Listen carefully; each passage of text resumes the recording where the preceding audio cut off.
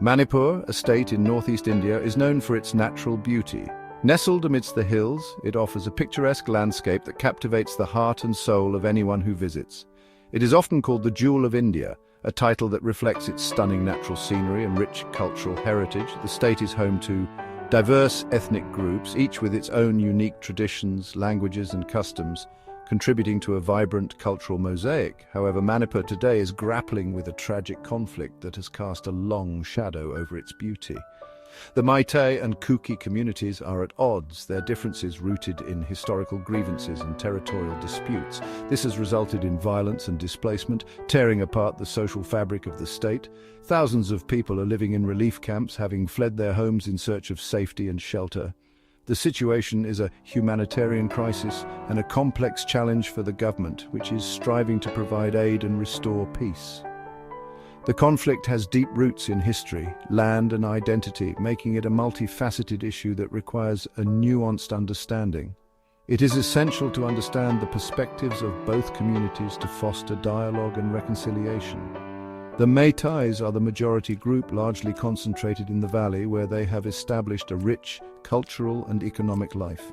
The Kukis, a tribal community, primarily reside in the hills, where they maintain their traditional way of life amidst the rugged terrain. The current situation demands urgent attention to alleviate the suffering of the people and to pave the way for a peaceful resolution.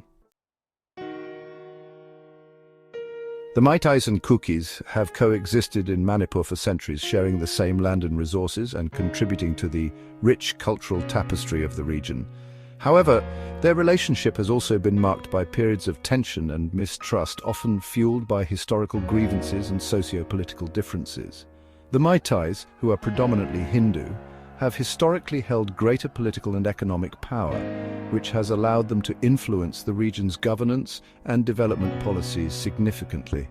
The Kukis, mostly Christian, have felt marginalized and excluded from development, often struggling to access the same opportunities and resources as the Meiteis.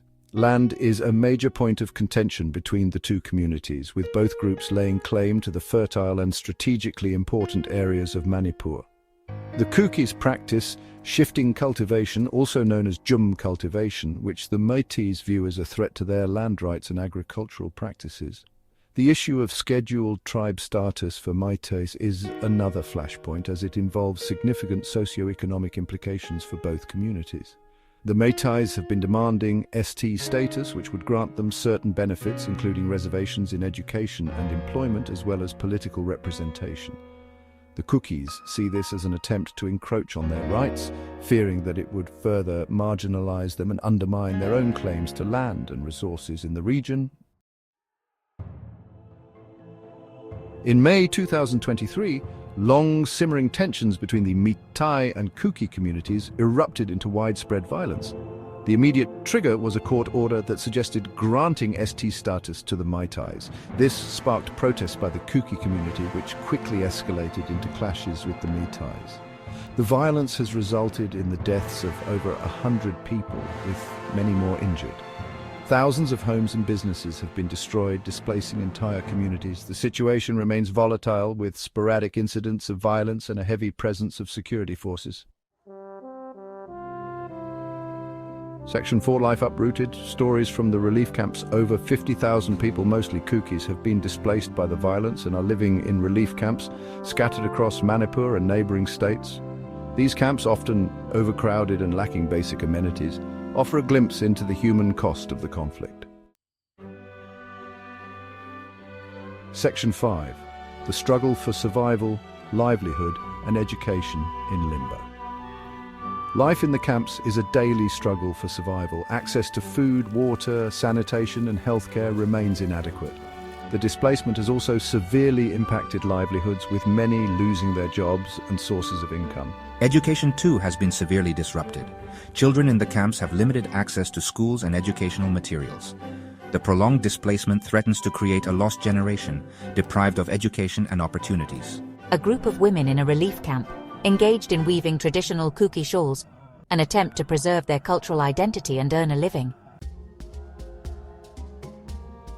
Section 6. The long road to peace, challenges and hope. This section delves into the ongoing struggles and the glimmers of optimism that define the journey towards lasting peace in Manipur. The Indian government has deployed security forces to maintain law and order in Manipur. These forces are tasked with ensuring the safety of the residents and preventing any escalation of violence. However, the situation remains fragile, and sporadic violence continues. Small-scale conflicts erupt from time to time, reminding everyone of the delicate nature of peace in the region. The government has also announced relief packages for the affected communities. These packages aim to provide immediate assistance and support to those who have been displaced or have suffered losses due to the violence. The road to peace in Manipur is long and arduous. It is a journey that requires patience, perseverance, and a collective effort from all stakeholders. It requires addressing the deep-rooted issues of mistrust, inequality, and competition for resources.